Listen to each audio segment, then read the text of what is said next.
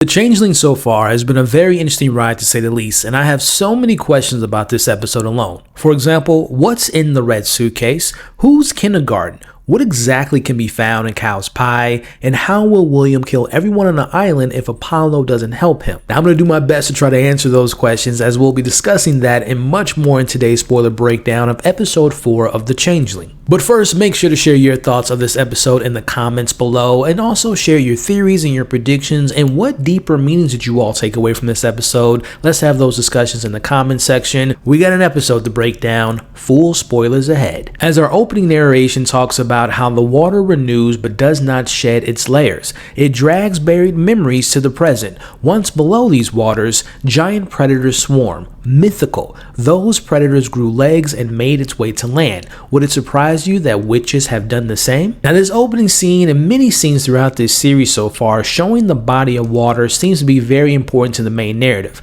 as there definitely seems to be some type of sea creature or mystical creature that's being hinted at here. I want to focus on a description of the creatures walking on land. Now, my working theory is there may be a shape-shifting predator amongst the humans, and one of our main characters could be in disguise, hiding their true form. And after this episode, William is on top of my list of being one of those potential shapeshifters. As Apollo and Patrice are ready to officially sell the book that he found for $70,000, Apollo learns about the tribute page created for Brian online. As he sees some really unbelievably nasty, inappropriate comments, I want you all to notice this. Whose name is under the group admin of this page? Green Hair Harry, aka Patrice, which we'll talk about a little bit later in this breakdown, as William finally arrives and he talks about his daughters and his wife, and we find out that they left him more than 11 months back. After learning that this book is a gift for his wife, who he's trying to get back, it appears that Apollo has some type of sympathy and maybe can relate to William as he briefly tries to comfort him after this transaction has been completed. Now, after awaking from a nightmare from the night that he last saw Emma, Apollo continues to read the comments section from the tribute page, and he sees a new post from the user by the name of Kindergarten. Now, my immediate question for this character is, who is this person exactly, and why are they leaving disturbing messages about Brian and also watching Apollo?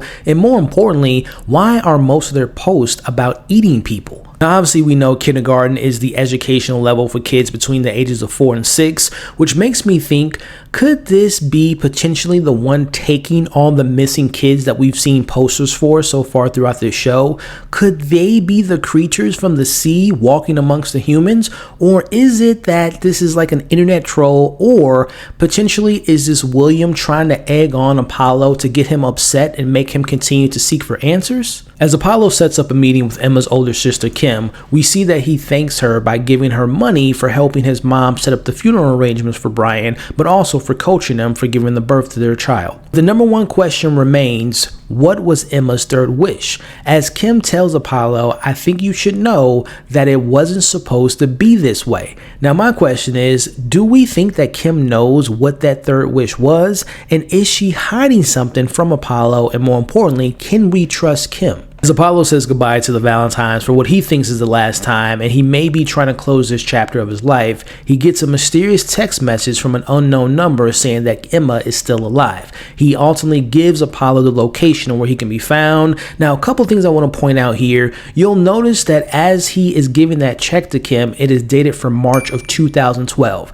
Now, I'm very curious about why this story is being told during this time, and I'm not really sure why it's not like in the present day. Why isn't it taking place in 2021, 2022, or 2023? Does it have any effect to the show at all? And I'm thinking about maybe because the technology, right? In 2023, we obviously have smarter phones. There's so many more things you can use for resources with technology. So maybe they didn't want our characters to have that type of tech to their disposal. Or does it have anything to do with our characters being their particular age? For example, Apollo's parents met back in 1977, and I would say that his parents were maybe around the same age as Emma and Apollo, like 33 or 34 years old, and maybe every 34 years or so, this tragedy happens to their family. Very interested to know if time plays an important part to this story. But also in this scene, there are several missing person signs, and we've seen plenty of them so far throughout this series, and it makes me think that it has some connections to the wise ones, or maybe a different group of people are out there that we haven't met quite yet. And lastly, when Apollo is in the crowd of people, he turns around really quickly as if someone said something or he noticed someone,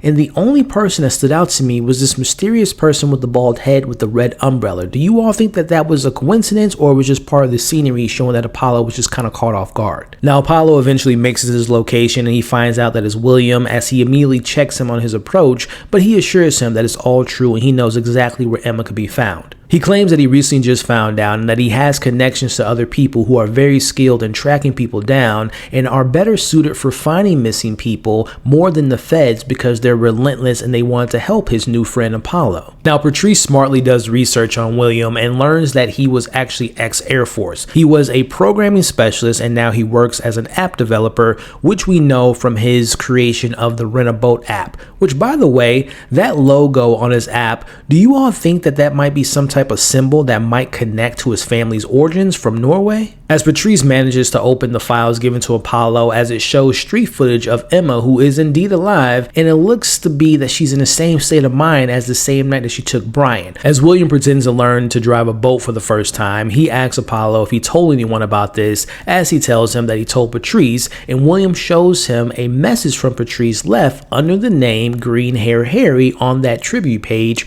wishing Apollo to have a safe trip on the boat, followed by a sinking ship from the message from kindergarten. I don't think Patrice created this site for negativity. He actually tried to help out Apollo during this tough time. But of course, whenever you put something online, you kind of open yourself up to really nice people, but some also really trolly, evil people, one of them being so far this kindergarten character. Now, I do want to point out that I found it interesting that the choice of words that William used to warning Apollo about posting online, he used words like vampire and creatures of the night, which to me seems to be like a literal sense, like there may be an appearance from a vampire, or like we talked about, there are definitely some sea creatures that might be apparent. And again, I think William might be one of them. As they cross the George Washington Bridge, which we know is the place that Emma said that she would take her own life if anything ever happened to Brian, you'll notice that it was almost a feeling as though William and Apollo crossed over to another realm or world, as the camera even pans and Apollo throws up as if his body wasn't used to this new environment. We even hear that the narration says, "Would you even know if you crossed into a fairy tale? Between the pages of a book, there are portals in this world that we may never know we've trespassed through." Which again, the importance of what's happening with the water. Is the water some type of gateway or portal to these different worlds? As Apollo throws his wedding ring into the water and replaces it with the red string given to Emma, almost as a sign of maybe this was the last time that he knew Emma before cutting that string. Now, William and Apollo come across the island, and it almost felt like it magically appeared, almost like it was like in a cloaking state, or there was maybe a spell over it to keep people that they didn't want on this island from finding it. Now, on this island, they find hospital beds laid around in the open, and in reality, the North Brother Island was an actual site for a hospital for quarantinable diseases, but now has limited access because of the difficult location and the hazardous conditions. As they mentioned Mary Mallon, also known as Typhoid Mary, who was known for spreading the infamous typhoid carrier and allegedly gave multiple outbreaks for the typhoid fever, which to me seems to be a hint at a disease spreading, and maybe Emma caught that disease. As William said, that this island is now a nesting colony for the black crowned night heron, which if you look this up, they are said to symbolize good luck and prosperity. Generally speaking, where there are herons, local hunters can find fish. In addition to the Cherokee and other tribes, the heron symbolizes harmony and peace. As Apollo decides to take the aggression approach and yells, "I'm Apollo the god and I came for my revenge," but his wrath of vengeance is stopped by people with masks as they beat him and they start to drown him. But suddenly Apollo rises from the water almost like a god after he's recalling all the memories he has from his loved ones, which again, the memories are in the water. The masked women learn that he is indeed Emma's husband, and they mention that Emma was a pain to deal with. Why wouldn't her husband be the same, as they take him to Cal? Now, going back to the importance of water, was there a connection with Apollo being in that water? Because it almost felt like he was being reborn, or he was healing himself in the water, because it is almost like this is the second time where we've seen Apollo being beaten and almost killed. He isn't beaten down completely. He can't be killed, which makes me think Apollo the god. If you look up Apollo the god, he is known for many things. One of his main abilities is he's able to heal.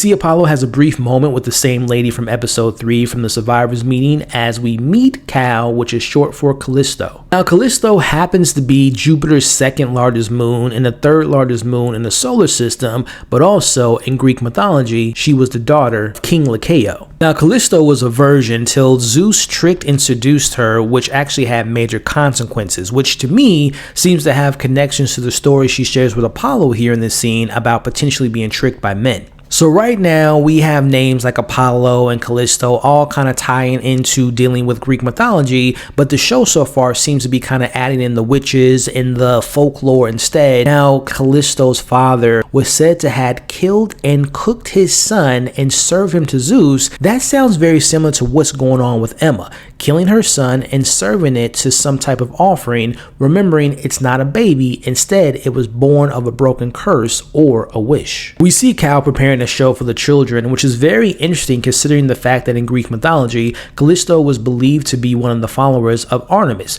who is the goddess of the hunt, the wilderness, wild animals, nature, childbirth, and care of children. Speaking of Artemis, she had a twin brother who happened to go by the name of Apollo. Now, is it possible that Apollo's family can have some type of connections to this group of people? Now, we know Apollo just wants to get Emma, but Kyle wants to share a story with him about a husband and a wife. Now, the story goes the couple wanted a child very badly, and they eventually had one once the wife became pregnant. But one day, the husband stole some greens for the wife, but eventually was caught by the owner, who happened to be an enchantress, and ended up putting a curse on the husband. Now, the enchantress agreed to spare the husband's life if they agreed to give them their child. As Apollo cuts this story short, I think this story definitely represents what happened to Apollo by cutting that red string, and Emma saved his life by doing what she did to Brian. As Kyle explains the high level of concern and why they attacked Apollo at first, because a husband once in the past came to the location and ended up acting in a rage of violence,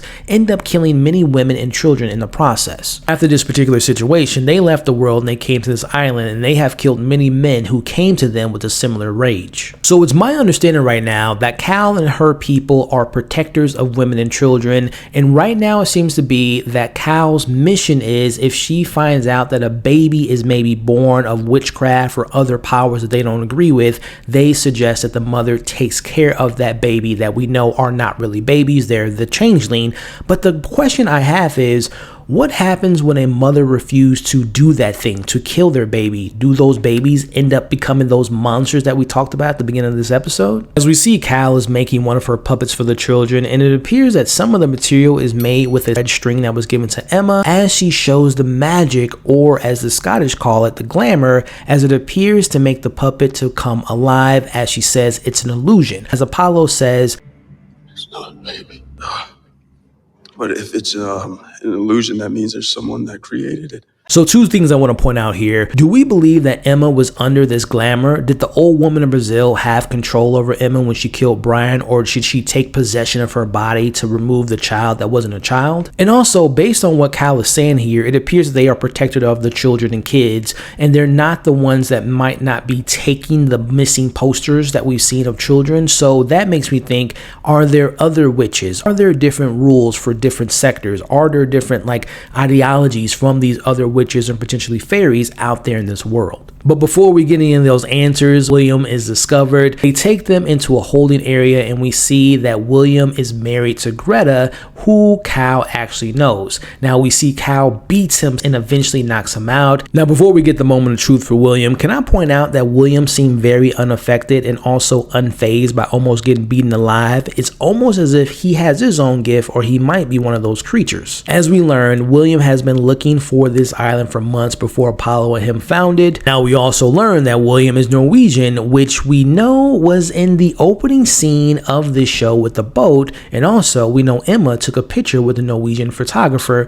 My question is, could that photographer have been William? Now, William tells Apollo that he knew him before they met each other because he read about Emma's birth on the train, and he just knew one day that they would become friends, and he just wanted to see the baby. He followed and watched Apollo be a better father than he ever would be. But now I'm thinking that not only was William maybe the Norwegian that took the picture of Emma, but maybe he was the same person that was taking the pictures of Apollo and sending those pictures to Emma. Now, we learned that one of his daughters, Agnes, was killed by his wife under the instructions of Cal. William called for backup. Now, was William and his backup the same people that Cal was referring to, that was the reason they had to leave the world? We also learned that Agnes wasn't a baby like Brian. So are they able to kill these babies that aren't babies at any point? It doesn't have to mean that they have to be infants when they do this ritual. As William just wants Apollo's help, he wants him to eat the pie and talk to his wife and convince her to come back to him, and if Apollo doesn't help, he promises that he will kill everyone on this island. As we end this episode the same way we open it, with the younger version of Lillian dragging that red suitcase into the water. Now remember, this was the same shot that was seen in the quick scenes of the end of episode 1, and also you can find this very same suitcase in the credits of this show. We see the older version at the same pier as Apollo and Patrice at the beginning of this episode, looking down at that same red suitcase from the beginning.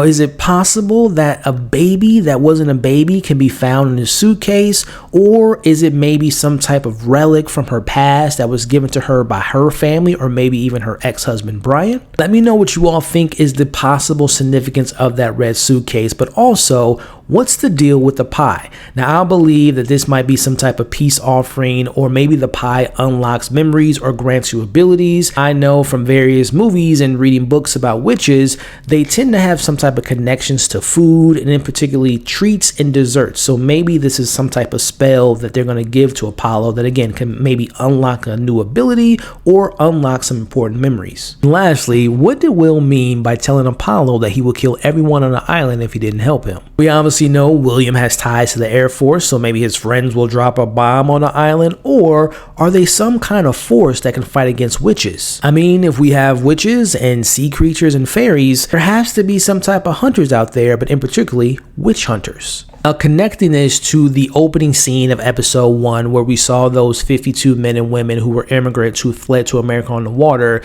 Now, connecting this to the witch trials of Norway, which were the most intense amongst the Nordic countries. There were somewhere around 277 to 350 executions between 1561 and 1760. So now my mind is thinking, not only is William potentially connected to Norways and them being responsible for a lot of this stuff and maybe being witch hunters, but what about Apollo's dad, Brian? Could he potentially have any connections to these Norway people, and can William and Brian be working together? So those are my thoughts on the latest episode of The Changeling, which I really enjoyed overall, and I found the performances to be really good, especially from LaKeith Stanfield. But also want to say the actor who plays William did a really good job of playing this awkward and weird individual, and then when he had to switch up at the end, that was really great to me. So now it is your turn to comment all your thoughts in the comments below. What worked, what didn't work, favorite moment, least favorite moment, what did you think about the storytelling, the performances, and of course sharing your theories, predictions, and the deeper meanings you all took away after watching this episode. Now,